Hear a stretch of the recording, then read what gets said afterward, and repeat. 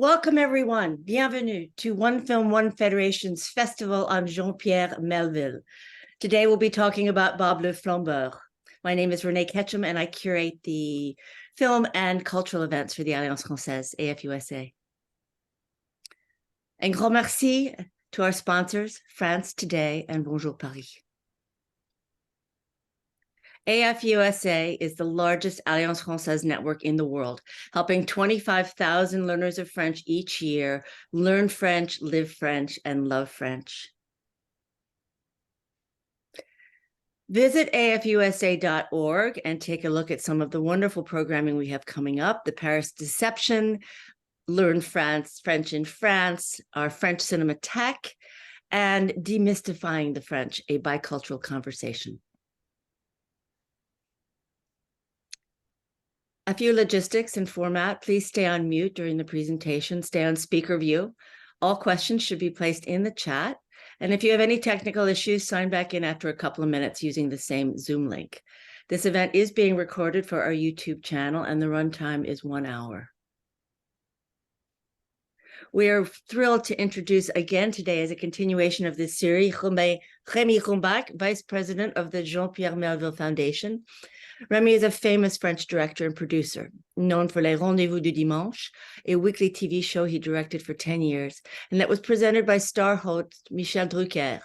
Rémy Grumbach also directed Avis de Recherche et Le Jeu de la Vérité, presented by Patrick Sabatier.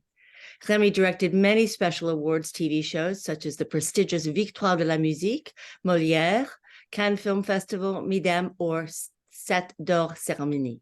In 1980, Rémy Grumbach became a second member of the Directors' Commission since 1984.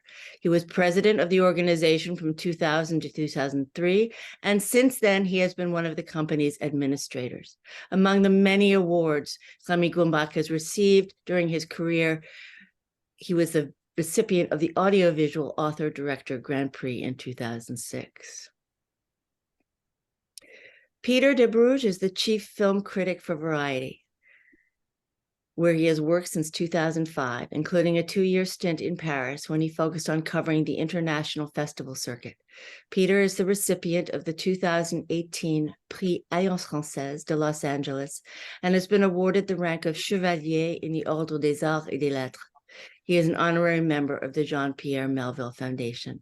Welcome, everyone, and welcome Ellen Souchek, who will be translating for us this evening. Thank you so much, Rémy. It's nice to see you again for this session. This will be sort of the concluding one, but it's interesting because we're going back to the earliest of the films. This is the fourth, film in our series and the earliest one chronologically. So I think it's a nice opportunity to sort of explore some of the roots of Jean-Pierre Melville's filmography. Let's remind anyone who's here with us or joining us for the first time that Rémy is not only the president of the Jean-Pierre Melville Foundation, but also the nephew of Melville himself. Rémy, for the audience, if you could just tell us a little bit about those who may not have heard this story before or how you'd like to share it, but just your connection with Jean-Pierre as a filmmaker, because both you and he worked in the industry. Tu peux me répéter en français? Oui, bien sûr. Oh, do you want to, Peter? Go ahead, Ellen. Peter, Oui, la question en français. si vous pouvez raconter votre lien avec Jean-Pierre Melville en tant que metteur en scène et producteur de films. Très bien. Alors, mon lien avec Jean-Pierre, Peter l'a bien expliqué. Je suis son neveu. J'ai, pendant très longtemps, admiré mon oncle, aimé ses films. Et quand je suis devenu réalisateur, j'ai compris beaucoup plus le travail auquel il s'est attaqué, le travail qu'il avait fait. Il se trouve que lorsque je suis devenu réalisateur, nos rapports ont changé parce que c'était l'époque où la télévision explosait et Jean-Pierre était très, très intéressé par la télévision. Je pense même que s'il avait vécu plus longtemps, il aurait certainement réalisé une série. Il m'en avait parlé, je ne sais pas quel était son projet, mais je sais qu'il avait envie de réaliser une série. C'était un homme qui regardait énormément la télévision. Jean-Pierre, en plus, était un personnage très à part, c'est-à-dire qu'il se levait très tôt, la journée commençait pour lui, à la limite, quand il sortait du lit à 2 heures de l'après-midi, et c'était l'heure de son déjeuner, et non pas de... Enfin, c'était un déjeuner un peu tardif, et Jean-Pierre était un homme qui énormément aimait marcher dans Paris. C'était vraiment un vrai Parisien. Il ne se lassait pas de Paris. Non seulement il aimait marcher dans Paris, mais en plus, c'était un homme de la nuit. Il adorait la nuit, il vivait la nuit. Quand j'étais très jeune, il me sortait, il m'emmenait dans des clubs de jazz. C'était évidemment sa musique préférée, c'est devenu, grâce à lui, la mienne. Et j'ai vécu 2 époques avec Jean-Pierre. Une époque où j'étais intrigué et admiratif parce qu'il faisait son métier de cinéaste, et une autre époque où je me suis devenu réalisateur, donc on a pu discuter et se parler autrement et se comprendre parfaitement.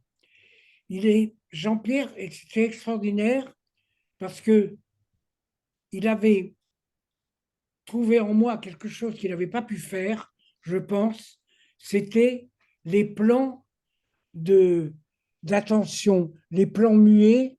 C'est-à-dire que moi, je suis partisan énormément dans une scène de filmer les gens qui écoutent. Et on en avait beaucoup parlé avec Jean-Pierre. Il m'avait dit, je ne peux pas faire ça au cinéma. Je peux le faire, évidemment, un peu, mais je ne peux pas le faire. Et je pense que c'est la télévision qui te permet de le faire. Et ça l'intéressait. Jean-Pierre, nos rapports ont été assez, pas singuliers, mais ont été assez lointains pendant un certain temps pour devenir de plus en plus rapprochés un peu avant sa mort. Il est mort d'une manière pas du tout inattendue parce qu'il savait qu'il mourrait d'un infarctus. Il prédisait même sa mort. Il avait eu 2 infarctus. Il savait qu'en général, on ne résiste pas au 3e. C'est ce qui s'est produit. Et avec mon cousin qui n'est pas là aujourd'hui, avec Laurent, on l'a trouvé étendu en bas de ses escaliers. Il habitait au-dessus du studio. On l'a remonté dans sa chambre, ce qui a été très pénible parce que c'était un homme qui mesurait 1,82 m, qui pesait 92 kilos. On nous avait prêté un brancard, mais il glissait. C'était très, très dur de le hisser. Et pour finir, ça nous a déclenché des fous rires. C'est-à-dire que sa mort s'est passée dans la gaieté. Et je pense que je l'ai découvert trop tard. On s'est compris trop tard. Et je n'aurais pas dû l'admirer autant. Je n'aurais pas dû penser qu'il était inatteignable. Et j'ai été très, très heureux les 2 dernières années de sa vie d'être très proche de lui. Voilà ce que je peux vous dire. Yes, I had a very interesting relationship with him that wasn't always quite the same. As you know, I'm his nephew, and our relationship began first as I being an admirer of his films.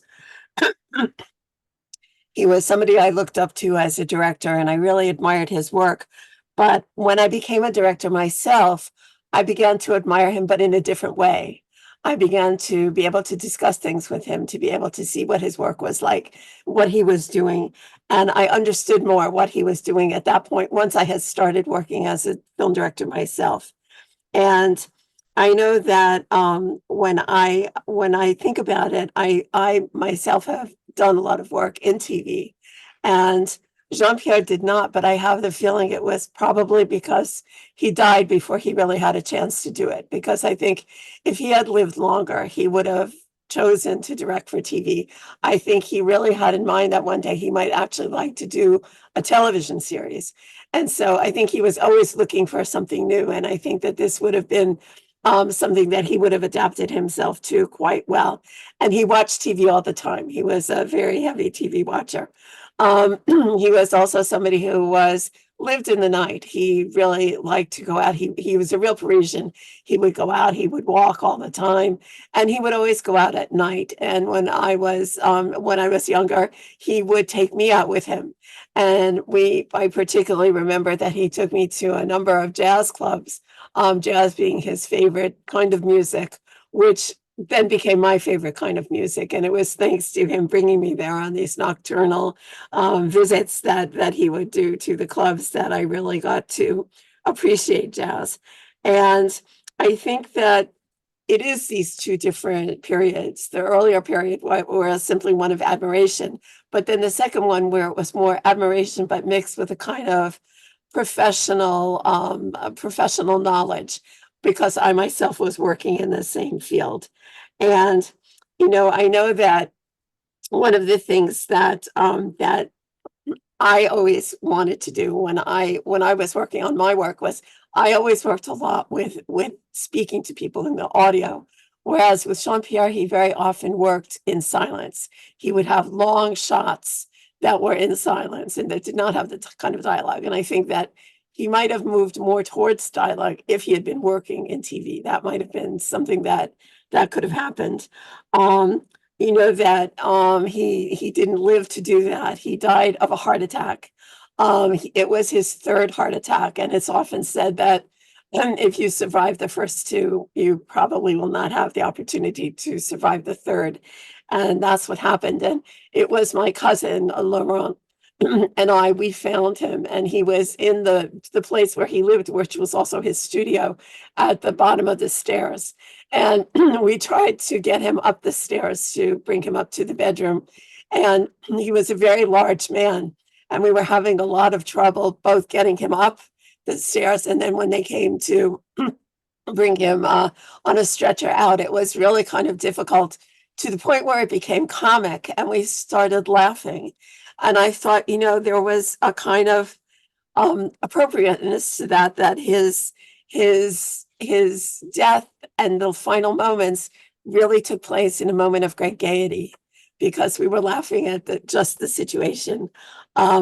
I think at the end, we had, over our long relationship, a few years we were not so close, but in the last 2 years of his life, we really did become very close. And I think I did get to understand him perhaps later than I would have wanted to, but I think in the end, we did have a good understanding of each other after all that time. Thanks, Ellen. I want to maybe just set some context, because I don't know how well our attendees here know the work of Melville, but I think that this is really a key film. It was his third feature, but it's one that I feel like we see so much of his personality, both projected onto the character of Bob le Flambeur, but also in the texture of the film itself and its attitudes and such. So maybe we can talk a little bit about this before getting into some of the specifics. One thing that I think it's important to think is Melville is a filmmaker who nowadays we see so many directors like this. Quentin Tarantino is like this, who are obsessed with movies, who basically are kind of like sponges who absorb all of the things from other films that they've loved, and then they process that and turn it back around. And for Melville, it's so important, I think, because you have someone who is obsessed with American cinema and American culture, but who, when he transforms it, he makes it so French, both in the attitudes and, of course, the location. So, Remy, if you would talk a little bit about Melville as just he lived and breathed movies. He was obsessed with them, and he had a whole pantheon, a hierarchy of who the great directors were. Do you think it's, fair to say that this movie is in some ways part homage and part a chance for him to almost put himself in the company of the filmmakers he admired. Ellen, you might need to help a little bit with translating. Rémy, do you want a translation? Traduire ta question, simplement. Peux-tu traduire ta question? Oui, la question c'est, est-ce que vous pensez, étant donné son admiration pour le cinéma américain et pour certains réalisateurs, est-ce que ce film était dans un sens son hommage à ses réalisateurs préférés, mais en même temps une manière de se mettre parmi eux sur le même niveau? Je pense pas qu'il ait cherché. Pour lui, c'était un modèle de cinéma américain. C'était quelque chose qu'il avait admiré depuis sa plus tendre jeunesse. Il faut bien se souvenir que Melville, au lieu d'aller au lycée quand il avait 12 ans, allait sur les grands boulevards, à l'époque où on jouait beaucoup de films américains et en plus en version originale. Et il passait des heures entières, il passait d'un cinéma à l'autre. Mais je ne pense pas qu'il se soit identifié avec le cinéma américain. Je crois que ça l'a influencé totalement. Ça a été sa culture de cinéma. Il n'aimait pas les films français. Il adorait Verneuil, l'homme, mais il n'aimait pas ses films. Ils en parlaient souvent d'ailleurs, alors que Verneuil admirait le cinéma de Melville et n'admirait pas Melville d'ailleurs, à l'inverse. Et je crois que oui, c'est la culture de cinéma de Melville, c'est le cinéma américain. Il n'allait pas voir les films français. Moi, j'ai jamais discuté avec Jean-Pierre d'aucun film français. Chez lui, j'ai vu des heures entières de projection de films, puisqu'il avait sa salle de projection au studio Génère. J'ai jamais vu aucun film français projeté au studio Génère. Par contre, j'ai vu 15 fois les films de Robert Wise, j'ai vu plein d'autres films américains. Il faisait des projections ininterrompues, des fois, 2 ou 3 à la suite, les unes des autres, avec ses amis. Et la culture de Melville est entièrement américaine, la culture de cinéma. Mais même je pense que sa culture de vie est américaine. Il aurait certainement désiré. Il est allé très peu aux États-Unis. Hein. Je crois qu'il n'y est allé qu'une seule fois. Et il est allé à New York. Et il est allé, la première chose qu'il a fait, parce que c'était un admirateur total. Est-ce que tu peux, s'il te plaît? J'ai plus l'image sur mon. Ça ne te dérange pas de me mettre l'image sur l'écran? Je sais pas. Voilà, merci beaucoup. Je vous remercie. Et je crois que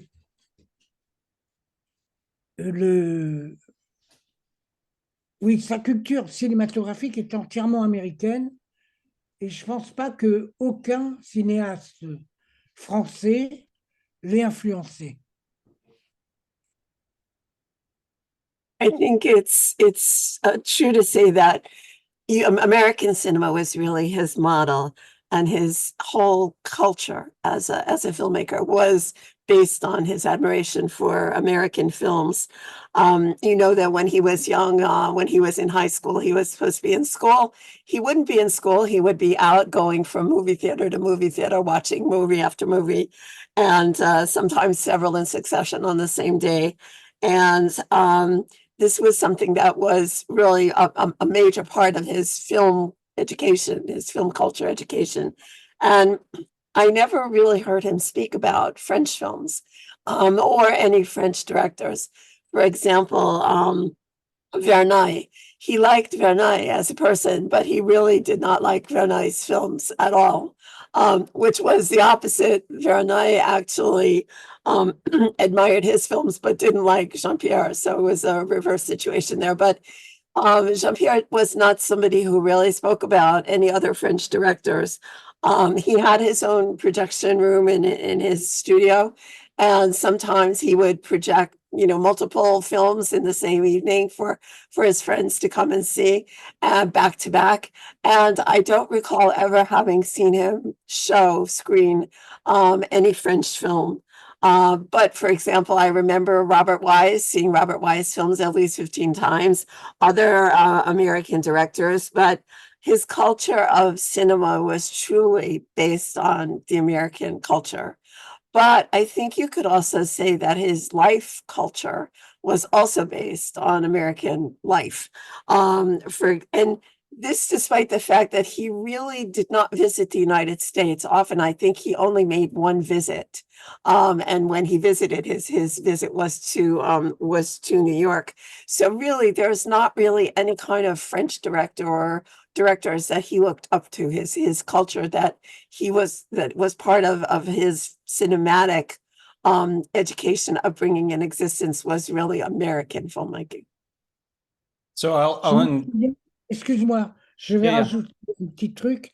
Je me souviens de sa fierté, de son bonheur, le jour où Orson Welles est venu dans son studio et a voulu le connaître. Parce qu'Orson Welles savait que c'était le seul réalisateur français qui possédait un studio. Et c'est extraordinaire, j'étais chez mon oncle, j'ai assisté à l'arrivée d'Orson Welles. Il est allé l'accueillir dans le... Enfin, lui, il habitait au-dessus du studio, donc il y avait un escalier pour monter à son appartement. Donc, il est allé l'accueillir en bas des marches. Et quand Orson Welles l'a vu, ils se sont serrés l'un contre l'autre, sauf que Orson Welles avait une grande cape. Il s'est retourné. Melville il avait enfoui Melville sous la cape et il a souri. Il n'y avait que lui sur l'image, pour finir. Melville était complètement caché par la cape. Et je me souviens de ça parce qu'on en avait ri très longtemps. On a vu les photos, évidemment, de ça. Et Melville était... Enfin, personne ne savait que Orson Welles était avec Melville. I think the one director, I particularly remember one incident where Orson Welles came to see Jean-Pierre at his studio. Jean-Pierre, remember, was the only filmmaker who had his own studio at that time. And and I was with him and I was there. And when he came, Jean-Pierre came downstairs because his apartment was upstairs and the studio was downstairs. And he came downstairs to meet him. And Wells saw him and he went over to kind of, give him a hug. And yet he managed to turn around in such a way that he completely obliterated Jean-Pierre. And so it was kind of an interesting situation. There was this gap that was there and he turned and filled it that way. And so that was the image that you saw. And so people didn't even really know that Wells had been there. I wanted to insert a few details there that are worth knowing. First off, I know that Melville went to the US at least a second time because he made a second film there, L'année de faire chaud, Magnet of Doom, where it feels very much an excuse to me for Melville to retrace the steps that must have interested him. There's even kind of a digression in the film where Jean-Pierre Belmondo's character goes out of his way to visit the boyhood home of Frank Sinatra. And this, of course, is a chance for Melville himself to pay homage. And it's kind of a road trip movie where they travel to Louisiana, where the film ends. But it's interesting that, Melville, who was such an admirer of Hollywood, did not make a Hollywood movie and, never, I know he'd had conversations, but, clearly was, more comfortable, I think, being in charge of his own, having, director's cut and being kind of the producer of his own films. But in terms of understanding the kind of American personality of Melville, we see it reflected in Bob. The idea that he drives a Cadillac convertible, this is something Melville did as well. And I think if you even look at the character, it feels as if this guy is kind of in a world apart from everyone around him. They look at him kind of as a kind of exotic personality. Everybody recognizes him. He's a regular. But I think of him as if kind of like an American gambler or an American movie star has kind of stepped into this world. So you have a world that is very typically Parisian and a neighborhood that we didn't really see on film prior to then, the Pigalle, Montmartre contemporary world. But we have it inhabited by this kind of Melvillian guy with the, the fedora and the persona that is kind of like an American film character has infiltrated this kind of crime film genre. But I'd like to go back to something very important that we've been kind of touching on through all of our answers, which is Melville's studio and why it exists and why it's important. Because this is something that he built after making an adaptation of the Jean Cocteau film Material Les Enfants Terribles. And that film was really seen as much as signed by Cocteau as by Melville. So he's still kind of, establishing himself. He's made 2 films prior, and after that film, he builds the studio on Rue Jenner. But I think this is key. Melville was not sort of allowed to go through the front door of the French film industry. And so he really had to create his own means of production separate from that.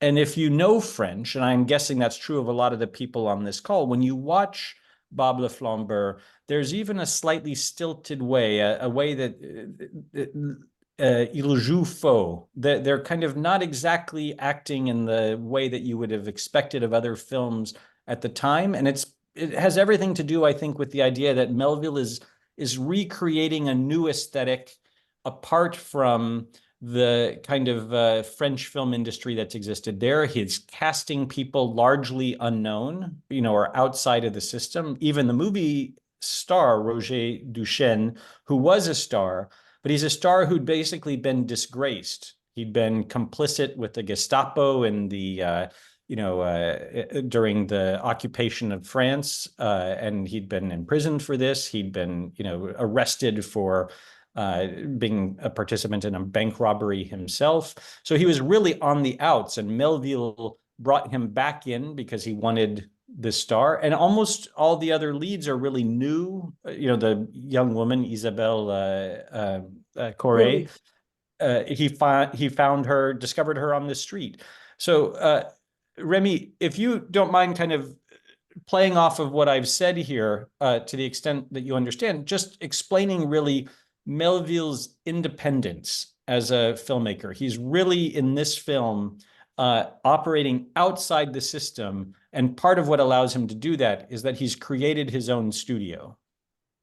Oui, de toute façon, c'était une définition même d'être indépendant. Parce qu'à l'époque, le cinéma français était régi par le centre du cinéma. C'était... il fallait avoir fait des études de cinéma, soit à l'UDEC, soit avoir été assistant. Il fallait être 3 fois assistant. Enfin, il y avait des règles qui étaient absolues dans le cinéma. Or, Melville n'avait pas fait ça du tout, mais il avait une chance énorme, c'est qu'il avait eu un frère, qui était un journaliste très connu en France, qui a été tué pendant la guerre, qui était mon père. Et ce frère, son meilleur ami, s'appelait Guy Desson. Et Guy Desson était devenu le patron du cinéma français. Donc, il a été complètement protégé par Guy Desson quand on s'est attaqué à lui, parce qu'il était hors norme, parce qu'il n'avait pas fait les échelons normaux. Guy Desson l'a entièrement protégé. C'est pour ça que Jean-Pierre, pour finir, a pu faire ce qu'il voulait. Et non seulement Guy Desson l'avait protégé totalement, mais en plus, il avait donné beaucoup d'argent sur le centre du cinéma. À vrai dire, le film de Jean-Pierre ne s'est pas fait du tout sans argent. Il y a eu beaucoup de pognon. À la limite, il avait presque pris la moitié de tout le fric du cinéma français. Ça, personne ne le savait, personne ne le sait. Mais moi, je le savais, parce qu'il nous l'avait raconté. Et Melville était quelqu'un, il nous l'avait raconté en riant, parce que Jean-Pierre riait tout le temps. C'était un homme d'une gaieté totale. C'était pas un homme sévère, comme on a l'habitude de le croire à travers ses interviews, à travers... tout le faisait rire. Il avait un rire tonitruant, très particulier, et il était vraiment, il riait tout le temps. Moi, j'ai passé des heures à rire avec mon oncle. D'autre part, c'était pas une Cadillac qu'il avait, c'était une Chevrolet. C'était une Chevrolet. Il appuyait, il m'emmenait avec lui, ce que j'adorais, de temps en temps, il m'emmenait avec lui, quand j'étais très jeune. Et il prenait l'autoroute jusqu'à Orly, et il me disait, tu vois, là, on se croirait aux États-Unis. Et il appuyait sur la capote en roulant doucement, et la capote se soulevait. Et on voyait tous les gens à droite et à gauche, puisque l'autoroute, ça a 3 ou 4 voies, qui nous regardaient, qui regardaient cette voiture dont la capote s'ouvrait. Et Jean-Pierre était un homme qui plaisantait énormément, qui était un peu dans la vie réelle, à l'inverse du personnage qu'il présentait dans le cinéma. Et c'est extraordinaire parce que moi, j'ai commencé à vraiment, enfin lui, il a commencé à vraiment me voir autrement quand je suis devenu réalisateur. Parce qu'il avait trouvé que je faisais beaucoup de plans de gens qui écoutent, pas de ceux qui parlent, mais à l'inverse de ceux qui reçoivent, qui écoutent. Et ça lui avait plu. Donc, il m'a dit, bienvenue, bienvenue parmi nous. Je me souviendrai toujours, bienvenue parmi les réalisateurs. Mais on l'admirait, on ne le craignait pas, nous, évidemment, mon cousin et moi, Laurent qui n'est pas là, on ne le craignait pas, on adorait être avec lui. Il était, je sais pas, il personnifiait parfaitement, je crois, la famille Grumbach. La famille Grumbach, c'est des gens gays, heureux de vivre, sont des juifs alsaciens, bourgeois, petits bourgeois, plutôt pas petits, mais bons bourgeois. Et il était très, très fier de s'appeler. Il avait beaucoup hésité à prendre le nom de Melville. Il a failli même signer des films sous le nom de Grumbach pour voir ce que ça allait donner. Mais il ne l'a pas fait. Il l'a pas fait. Il m'en avait parlé. Il a eu envie de signer un ou deux films sous son vrai nom. J'ai terminé. First off, I think that the car that you see, excuse me, was not a Cadillac. In fact, it was a Chevrolet, and it was anyway. To go back, excuse me. Jean-Pierre had entered the cinema in a way that was quite different from the way that people really became part of the world of cinema in France at that time. The world of cinema was really ruled by the Centre du Cinéma, and you had a process that you went through. You did your formal studies, you did your apprenticeship, you worked as an assistant 2 or 3 times. There was a whole hierarchy that you have to go through before you would actually get to the point where you were able to become a director. Jean-Pierre never did any of this, and he was still able to become a director. And this was partly due to the fact that he had a brother who was a very well-known journalist. This man was my father, and a friend of my father's, Guy Desson, was somebody who was the most important person in French cinema at the time. And he really liked Melville, and he really protected him. And so because he had the protectorship of Desson, he was able to really do what he wanted to do. And ultimately this led to his being able to build his own studio. And Desson was really someone who was very important in his career. He also, on a number of occasions, lent Jean-Pierre money so that he could produce some of his films. It's a mistake to think that all of Melville's films were low budget, because they weren't. They required a lot of money, and so he sometimes did lend money to be so that Jean-Pierre would be able to do his films. And Jean-Pierre actually found some of this to be quite amusing, and I think it's important to note that as a person, he was somebody who laughed all the time. He had this very unique laugh, a very infectious kind of laugh. And he did not have the kind of severe personality that may have come through sometime in interviews with him. So when we were with him, we always saw this side of him, this someone who appreciated, gaiety and what was fun and what was humorous. And he seemed to always be laughing. And to get back to the car, I several times he took me out in the car, and it was a convertible, and it was a kind of convertible where you could raise the roof, and he would take me out on the road, and we would go in the direction towards Orly, and he would have the roof come up and on the convertible, and he liked it. He liked the scene that it made and the attention that it drew, and it was just something that pleased him, and he liked that. He liked to do things that pleased himself, to somebody to enjoy what he was doing. And it's almost the opposite of what you see in the world that he creates in his own films, which have this much more severe kind of give this much more kind of severe impression. And I think that one of the things I appreciated was that once I had become a director, he began to see me differently. And one of the things that he noted was that I very often, when I filmed, would film people, not people who were in the process of speaking, but people who were in the process of listening. And he liked that. And that was something that I think made him understand that I really was worthy of being considered a colleague almost as a director. And I think that everyone in that respect loved him. They didn't fear him. In our family, we didn't fear him. He was somebody who we had a great deal of love for. And I think in a way, he is sort of the symbol of our whole family, the Grumbach family. Our family was of Alsatian Jewish origin, bourgeois, very middle class. And it was something that he was very proud of that and very proud of that heritage. And when he decided to use the name Melville instead of using his own name, he really thought long and hard about whether or not to do it. And in fact, at one point, he even considered making a film using his real name rather than using the Melville name. But ultimately, he chose not to. I wanted to... Go ahead. Il est mort, Peter, lors d'un repas avec Labro. Ils étaient au restaurant de l'Holiday Inn et ils étaient en train de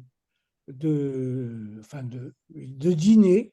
C'est le soir, je crois que c'est le soir. Et tout d'un coup, Jean-Pierre a eu une sorte de spasme. Labro m'a toujours dit, j'ai cru qu'il était en train de rire, comme d'habitude. Et puis tout d'un coup, il s'est écroulé sur la table et sa tête est tombée dans son assiette. Et ça a été dramatique. Je me suis aperçu qu'il était mort. Il est mort comme ça. Il est mort en riant. And even in his death, it was almost as though he died laughing, because his actual death took place. He was in a restaurant with Labro, and they were talking, and all of a sudden Labro observed him have something that looked like a spasm. And he collapsed on the table directly with his face into the plate. And then Labro realized that perhaps at that moment he had died. And so it was in a moment of laughter that he actually passed. I had wanted to sort of fill in, that piece, because I think, if you think about the history of French cinema, Melville is making this breakthrough at such an important time. It's a time when, it's possible with the new kind of cameras and the technology, but it's before the new wave. 400 Blows comes 3 years later. And I think it's important to understand that Melville is one of a couple examples that the new wave critics had. He works alongside the new wave, but he doesn't really identify with it. But through his independence, I think it's really Melville and Agnès Varda who had made La Pointe Courte in 1954, to the point that, in my own research into this, I've found, there's an interview where Alain Resnais, credits the two of them. He says Agnès Varda and Jean-Pierre Melville were the first ones to say, in effect, no, one does not need formal training to make a film. So you have a whole generation of young critics who want to be filmmakers, who are obsessed with film, who are looking for the chance to do so. And in Melville and in Varda, they see them. And it makes sense because later you'll see, a tribute in À bout de souffle, the Godard film, Breathless, where he invites Melville to do sort of a one-scene cameo where he's kind of playing a pompous celebrity being interviewed on camera. And even there, I think you also see Jean-Pierre Melville's sense of humor. He's kind of channeling Nabokov and these kind of blowhard celebrities when they give interviews. He's doing it with his sunglasses on and everything. One other quotation I just want to share with our listeners is from Claude Chabrol, another one of these young filmmakers to come out of that generation. He says, "We could never have made the films we made if it hadn't been for Melville." So there's a real acknowledgement later on. And I think one of those elements, we talked about the studio, which Melville created so he would have his own means of production, but also he's working in this film with Henri Deca, the great cinematographer, whose ability to sort of shoot light and with when I say light, I mean like to operate with kind of like a kind of fleetness, a kind of flexibility, but also to work with natural light. So he's able to shoot, in the streets of Paris, in Pigalle. This wonderful opening sequence is a great example, of what Henri was able to do and what other filmmakers would use him later to do themselves. For a movie like Breathless, you have a lot of this kind of exterior streets of Paris thing, but it's all happening first here or earlier here. Do you know anything, Rémy, about the relationship between Jean-Pierre and his DP, Henri Deca, that you can tell us? Because it seems to have been a very fruitful partnership. Je pense que Jean-Pierre était un être très, très fidèle et Henri Deca et lui avaient fait ses premiers films. Il adorait la lumière de Deca, il adorait la manière de travailler de Deca, qui était très particulier comme directeur de la photo et comme opérateur, parce qu'Henri Deca tenait la caméra et faisait la lumière. Et donc, ils ont fait leur premier film ensemble et quand il a voulu, je ne sais plus pour quel film c'était, il a appelé Deca pour le film qu'il allait faire, et Deca lui a dit « Ah, d'abord, je dois faire tel film avec, je ne sais plus avec qui c'était ». Ça a été pour Jean-Pierre une trahison totale, car Jean-Pierre était très... il a reçu, enfin moi, je l'ai vu à ce moment-là, je le voyais pas mal Jean-Pierre à ce moment-là, et il a vécu ça comme une trahison. Que Deca, d'abord, il était exclusif, Jean-Pierre, donc ça ne lui plaisait pas du tout que Deca travaille avec d'autres, mais enfin, il comprenait parce que c'était son métier, donc, et que Jean-Pierre ne faisait pas 10 films dans l'année, ni même 10 films en 10 ans, mais il a très très mal reçu le fait que Deca fasse passer le film qui était prévu avant le sien. Donc, il s'est débarrassé il a pris un autre opérateur avec qui il ne s'est jamais entendu, mais dont il louait l'expérience, la tenue, la virtuosité. C'était Nicolas Ayer. Nicolas Ayer est devenu donc, à la place de Deca, le directeur de la photo de Jean-Pierre. Et j'ai perdu le fil. Qu'est-ce qu'on dit? Quelle était ta question? Excuse-moi. C'était quelle était la relation entre Deca et Jean-Pierre? Très mal Tu étais terminé. tout à fait sur le bon fil là. Oui, oui, tout à fait. Oui. Eh ben, ça s'est très mal terminé Jean-Pierre n'a plus jamais réutilisé de cas. Jean-Pierre, il était très exclusif. Pour finir, il trouvait que c'était de l'infidélité, quoi, que Decave était infidèle avec lui. Donc, ils n'ont plus jamais retravaillé ensemble. Jean-Pierre, first off, it's important to know he was somebody who valued loyalty quite a lot. And he liked Henri Decaille because he liked the way he worked, the manner in which he worked. And he also liked the way he used lighting and even made lighting for his shooting. And they worked together on several films, and then there was a falling out. And the reason for the falling out had to do with the fact that Jean-Pierre was planning a new film, and he had a sense of exclusivity that he wanted Decaille to work for him. And Decaille had another project and more or less told him, I can't work on yours right now because I'm already committed to working on this other project first, this other film first. And Jean-Pierre really viewed this as a betrayal. It wasn't so much that because, it wasn't like Jean-Pierre was making 10 films a year or even 10 films in 10 years that, that he would have only worked on, Decaille would have only worked on Jean-Pierre's films. But I think that the fact that he put the other project ahead of Jean-Pierre's really made him very, very, very angry in the sense of seeing this as a tremendous act of disloyalty. He found another DP, Nicolas Ayer, and he never had the same feeling for Ayer that he had for Decaille, but he never used Decaille again. He never worked with him again.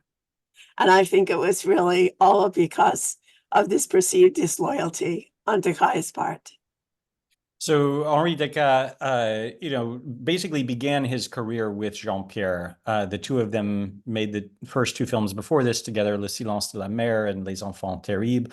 And so they're really kind of like learning from each other, boosting one another in this way. And Bob le Flambeur, I think is a film in which you can see so many of the things that will later be identified with the French New Wave. And Henri Decaille goes on to shoot Le Beau Serge, which is the Claude Chabrol film that many people see as the first film of the New Wave.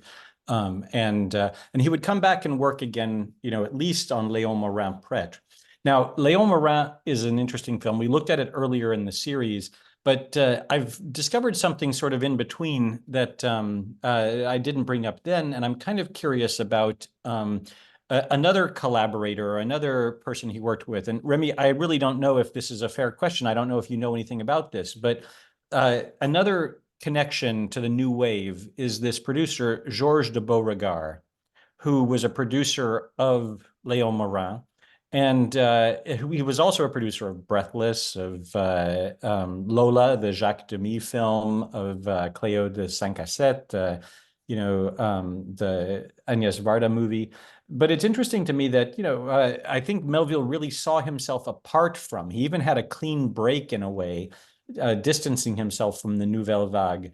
And yet this producer who was clearly instrumental in these movies, Georges de Beauregard, is someone he worked with after that whole movement kind of exploded. Do you know anything about, that connection to Georges de Beauregard, or even if you would speak a little bit about the whole family that is the Nouvelle Vague? Non, la Nouvelle Vague a toujours reconnu Jean-Pierre comme un précurseur, comme un parrain de la Nouvelle Vague. Et ça gênait beaucoup Jean-Pierre. Jean-Pierre disait tout le temps, je n'ai rien à voir avec la Nouvelle Vague. Je suis pas leur parrain, je suis pas leur papa, je suis pas, c'est pas moi qui les ai formés. Et de toute façon, la plupart, j'aime pas ce qu'ils font. Il n'aimait pas du tout les films de Chabrol, Jean-Pierre. Chabrol le savait. Par contre, il était très ami avec Godard.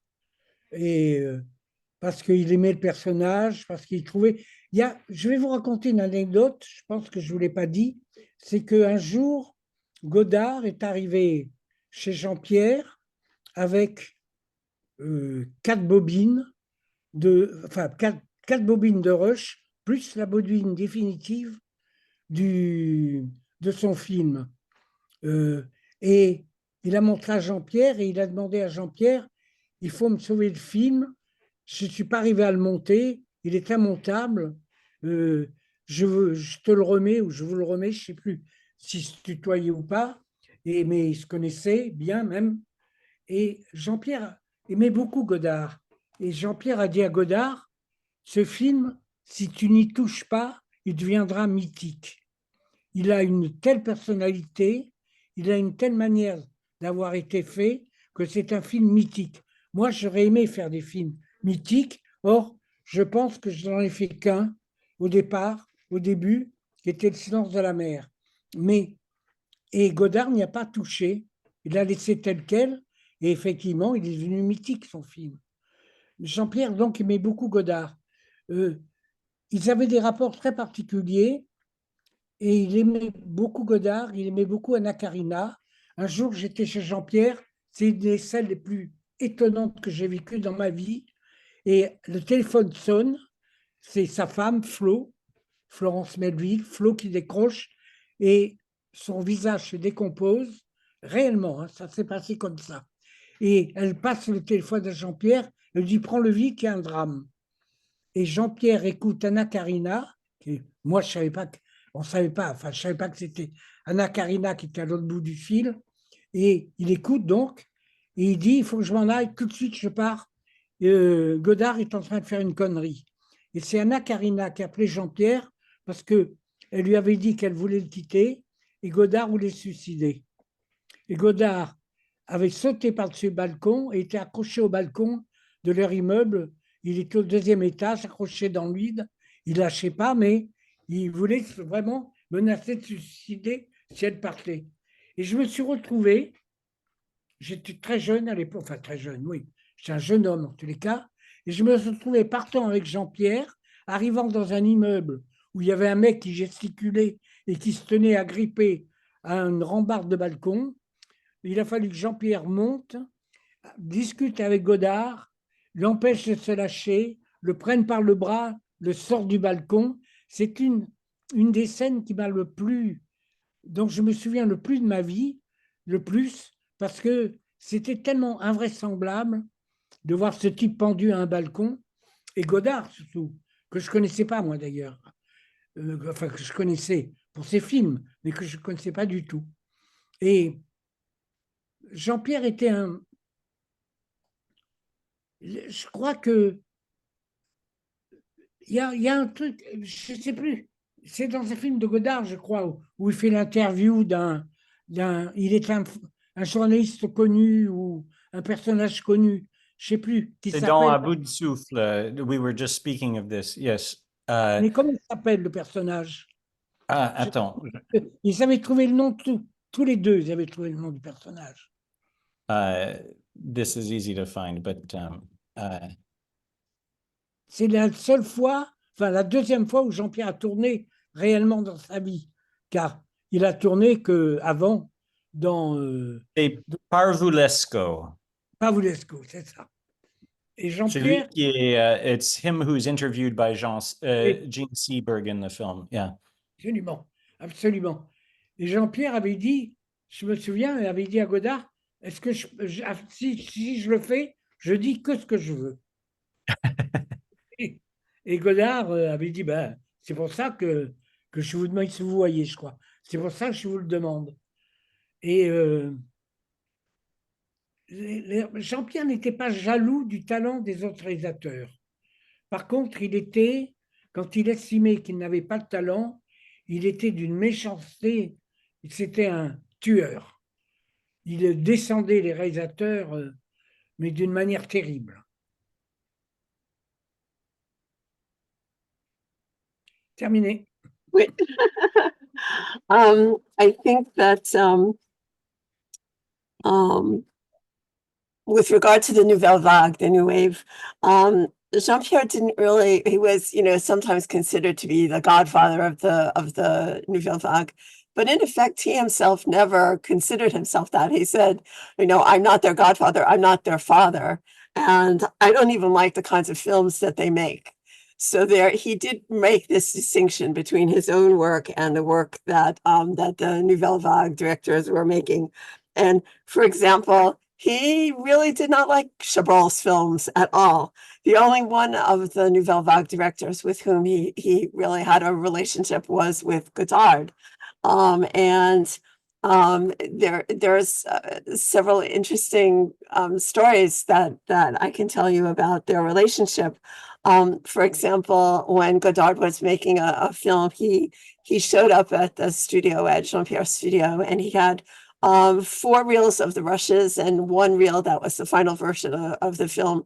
And he asked Jean-Pierre, what should I do? What should I do with it? And Jean-Pierre looked at it and he said, you have to leave the film as it is, because if you leave it as it is, the film will become a mythical film. And it's important for you to leave it as it is. And I think he appreciated the talent that was there and the way in which Godard was trying to show the film. And at that point, he had only really done Silence de la Mer himself. So he was able to appreciate the work of other directors who he considered to be good directors. He also had a relationship with Anna Karina as well. He knew her and he liked her. And there's one very interesting anecdote where he was at Godard's and the phone rang and Florence, Melville's wife, picked up the phone and no, I'm sorry, he was at home with his wife Florence, and she picked up the phone and she listened for a few minutes and then she handed it to Melville, and it was Anna Karina who was on the other end of the line. And Karina was very upset. There was this huge drama that was going on personally at their home, and that she wanted to leave.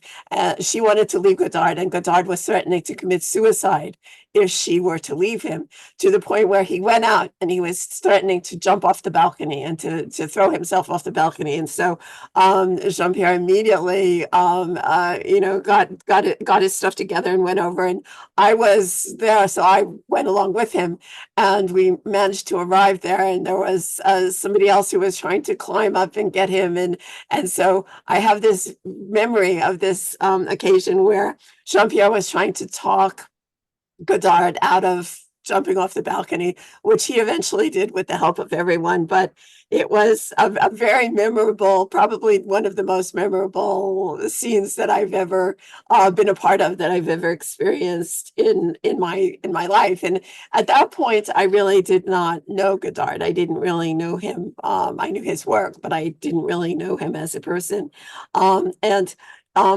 In the scene in Breathless, where Godard has made Jean-Pierre one of the characters, the Parvalesco, Jean-Pierre said, well, yes, he agreed to do it, but he would only do it if he could say whatever he wanted to say. And Godard said, yes, that's exactly what I want you to do. And so I think that it's important to note with Godard that Jean-Pierre, if it was a director whose work he thought, if he was a good director or somebody whose work that Jean-Pierre thought was good, that he admired, he was never jealous. He was always very supportive. However, on the reverse side of that, he could really be a killer if it was a director whose work he didn't value and who he didn't like. Just to sort of wrap up here, a few threads we can bring together. Melville really saw cinema as a religion, and to the point that he didn't personally seem to believe that directors should have families or wives. He had this wife himself, Flo, but there's so little trace of her in any of the. I mean, Remy, you must have known about Flo, and you and I can talk about her some other time. But he was very harsh or hard on other directors who, fell in love. Godard, this I think is something he really disapproved of, his love affair with Anna Karina, because it's a distraction to an artist, Melville felt, and he really committed himself. So much, such a huge percentage of his waking time in life was dedicated to cinema. And so, you know, when these younger directors from the Nouvelle Vague would fall in love with actresses or like, you know, want to have personal lives, he felt like they were betraying the religion that he believed so highly in. And just to sort of put a little cap on the Anna Karina story, later Godard has a character, Anna Karina dies in Vivre sa vie, and the scene takes place at Rue Jenner, just outside the studios that Melville had, which is kind of a clin d'oeil, a little wink in a way to Melville. But this connection was very strong between Godard and Melville. I think, you know, I've read in at least one place that it was that they had meetings for lunch or dinner every Saturday at the house of Georges de Beauregard, the producer I was mentioning to you earlier. But it is maybe we're kind of at the end of our time, but maybe if you could just say a word. I'm very curious about you know, his own personal life, because he had this wife Flo, but you know, he really seems to have committed himself to filmmaking, and I don't know what it could possibly have been like to be married to a man like Jean-Pierre. You've made him sound very funny, very warm in person, so maybe it wasn't intolerable, but I know as a filmmaker he was very hard and very demanding of everyone, and I suspect, you know, this dimension of his life must have suffered. Tu peux me dire la fin en français, s'il te plaît? Si tu peux juste expliquer brièvement un peu sa vie personnelle et sa mariage avec Flo, parce qu'elle est un figure un peu mystérieuse dans la vie de C'est ça Jean-Pierre. que j'avais pas compris. OK. Non, le mariage avec Flo, il l'a connu avant la guerre. Avant la guerre, enfin la dernière guerre, évidemment. Il l'a connu juste avant la guerre, juste au moment où il s'en allait, où il partait. Et par un hasard extraordinaire, au retour de la guerre, c'est-à-dire 6 ans après, il a été invité chez des amis et il y avait Flo. Et c'est très romanesque leur histoire, alors que elle semblait, ça semblait être deux êtres qui n'étaient pas faits pour se comprendre, on va dire, pas forcément. Mais elle a été d'un soutien. Flo, elle était merveilleuse, elle arrangeait les histoires. Jean-Pierre pouvait être très cassant, très violent, en dehors de ses grands rires. C'est quelqu'un qui était. C'est extraordinaire parce que je retrouve un peu dans mon fils le même état que Jean-Pierre, c'est-à-dire ce sont des êtres qui mesurent 1,82 m, qui sont forts, qui ont peur de rien, et c'est des emmerdeurs, quoi. Et parce qu'ils n'ont peur de rien, et ils font que ce qu'ils veulent. Mais Flo, donc ils se sont retrouvés après la guerre, ils se sont mis ensemble. J'ai jamais su s'ils étaient vraiment mariés ou s'ils n'étaient pas mariés. Je crois qu'à un moment donné, pendant très longtemps, ils n'ont pas été mariés, mais ils se sont mariés parce que je crois que c'est Georges Beaune qui a expliqué à Jean-Pierre qu'il fallait qu'il épouse Flo, étant donné qu'il pouvait lui arriver n'importe quoi et elle se retrouverait sans rien. Je crois que c'est Delon aussi qui lui a expliqué. Flo arrivait à réconcilier Jean-Pierre avec des gens avec qui s'était violemment fâché. Elle avait beaucoup de poids sur Jean-Pierre, sans en avoir l'air. C'était une bonne supportrice, mais à la fois, elle avait beaucoup de liberté avec lui. Elle avait un jugement qui était efficace. Je crois qu'il pouvait se reposer sur Flo pour beaucoup de choses. Ça lui évitait d'avoir tous les soucis de production, c'est Flo qui les avait. Jean-Pierre était producteur, réalisateur, produisait ses films, mais à vrai dire, c'est Flo qui produisait. Et je sais pas, moi c'était c'était ma tante, à vrai dire, et je l'aimais beaucoup. Laurent, mon cousin, l'aimait beaucoup. Elle était très gentille avec nous. Elle a compté beaucoup dans la vie de Jean-Pierre. Et quand il est mort, c'est très étonnant. Elle a pensé qu'elle allait se suicider. On a pensé. Elle nous a laissé entrevoir qu'elle allait se suicider. Sa vie était terminée, sans intérêt, sans Jean-Pierre. On s'est méfié, on l'a surveillé un peu. Mais à vrai dire, les années ont passé. Et puis elle s'est remariée avec un mec tout le contraire de Jean-Pierre, un faiseur de vêtements dans le quartier juif des vêtements. Et pour finir, elle s'est mariée 30 ans avec lui. Elle a vécu 30 ans avec ce mec alors qu'elle a vécu que 15 ans avec Jean-Pierre, enfin, ou la moitié avec Jean-Pierre. Et elle ne parlait que de Jean-Pierre et le mec écoutait. Tous les repas qu'on faisait, elle parlait de Jean-Pierre et le mec écoutait parler de Jean-Pierre, son mari. Elle parlait tout le temps de Jean-Pierre. Il était complètement présent à chaque instant de sa vie et le mec, il écoutait. C'était assez curieux. Mais je crois qu'elle a permis à Jean-Pierre de faire tout ce qu'il avait envie de faire et d'être tranquille et de ne pas avoir d'ennui. Parce que Jean-Pierre aurait pu avoir beaucoup d'ennuis. Il était, sous cette apparence débonnaire très forte, il était très fort, Jean-Pierre. Il pouvait être très dangereux. Moi, je m'en suis aperçu. Il pouvait être très dangereux. Let's let because we're a little over time. Let's let Ellen translate this. But I think it's it's a nice way to wrap this up, just with an insight a little bit into the personal life of Jean-Pierre, which you've been able to give us week after week, a side of him that we don't necessarily get from documentaries or from essays. So, Ellen, if you could translate what Rémy said, and we'll kind of close. He had actually met Flo before the war, just before he was leaving. And 6 years later, after the war was over, he was invited over to see some friends, and Flo was there. And so they reconnected at that moment, and it was a very romantic kind of reunion, and they did get together again. And she was extremely supportive of him. Jean-Pierre was somebody who was a big man, a powerful man, and he wasn't afraid of anything.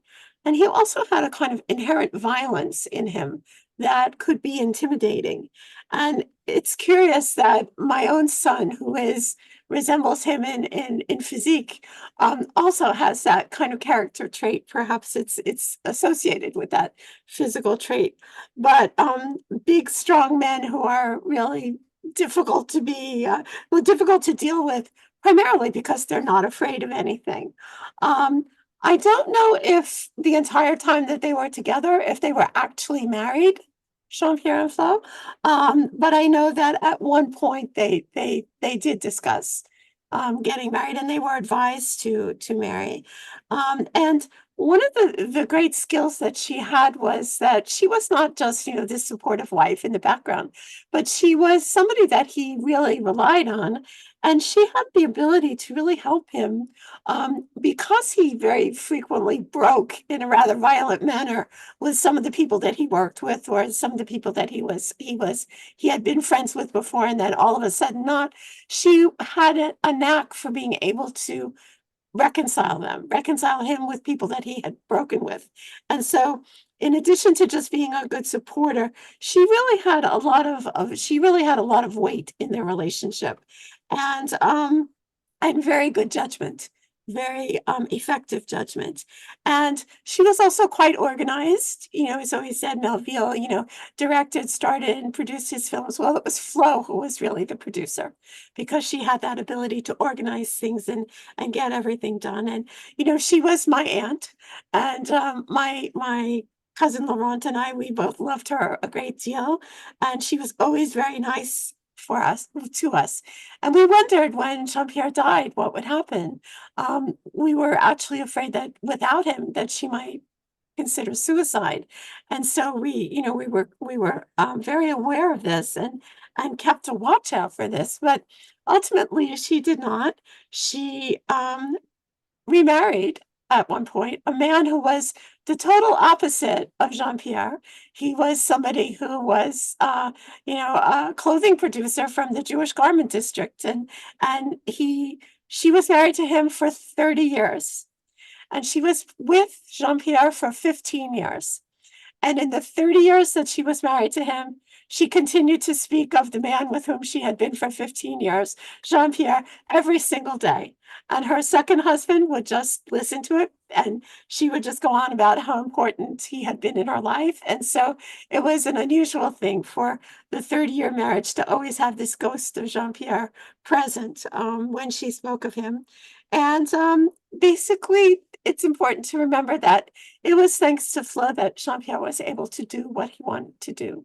She really was the one who enabled him to do it, and to do it without worrying, and to do it without over concern.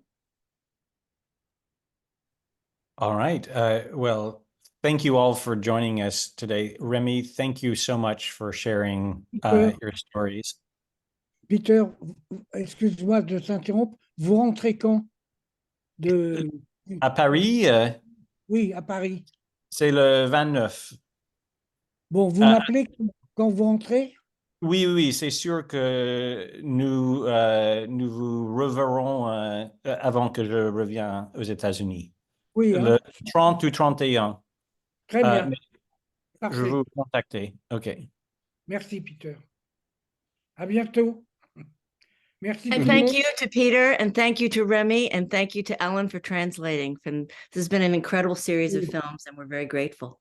Merveilleux. Thank everyone. Thank you all for your interest in Jean-Pierre. I hope that if you're discovering his work, you spread the good news, because he's a director who I think through restorations and recent, re-releases, especially by the Criterion Collection in the US, he's becoming more and more discovered. But I hope through this conversation, you understand how historically important he was in the history of French cinema.